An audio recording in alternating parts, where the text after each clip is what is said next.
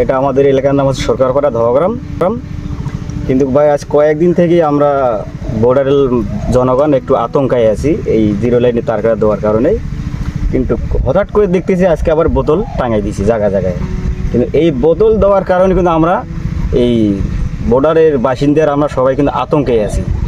এই বোতল দেওয়ার কারণে নিশ্চয় একটা ওদের উদ্দেশ্য আছে। এমনিতে এই জায়গাটা দেখবার 18 থেকে 20টা খুঁটি আমাদের বাংলাদেশে ওঠাই দিয়েছে, কিন্তু এই বোতল দেওয়ার কারণে আমরা কিন্তু একটু আতঙ্ক হয়ে আছি। এই বোতলটার বিষয় আপনারা একটু দেখবেন।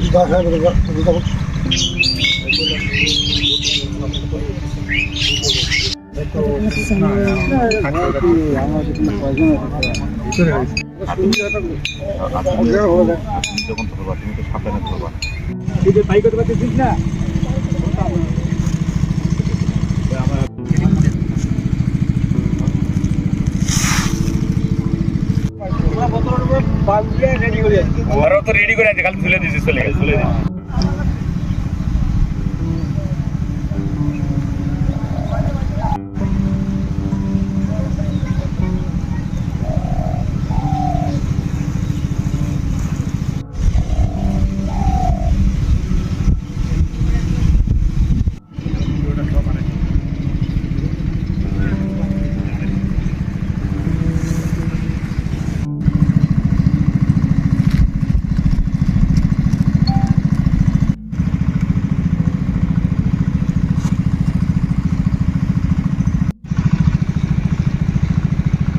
ছবিতুল কটা ছবিতুল আবহাওয়া তো খুব আরো ভয়াবহ।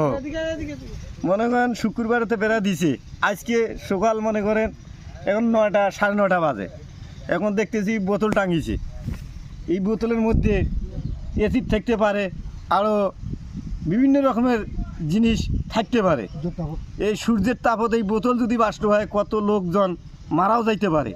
এরা কিভাবে বিশ্বাস করবেন? সীমান্ত একদম সীমান্তে বেড়া দিল, এখন আজকে বোতল টাঙিয়েছে, বোতলের মধ্যে এসিডও থাকতে পারে। রোদের তাপত মনে করেন বোতল বাষ্ট হইতে পারে, লোকজনও মারা যাইতে পারে।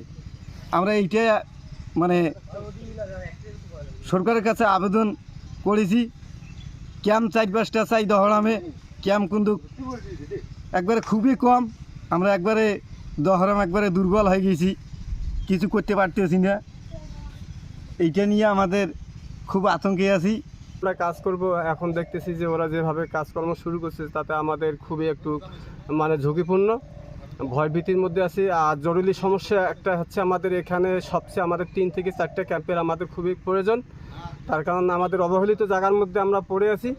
আমাদের সবচেয়ে আমি অন্তর্বর্তী সরকারের কাছে বা উপদেষ্টার কাছে আমরা খুবই অনুরোধ করব যে দহগ্রামবাসীর পক্ষ থেকে আমাদের এখানেই 3 থেকে 4টা ক্যাম্পের আমার খুব জরুরি প্রয়োজন এই দহগ্রামে।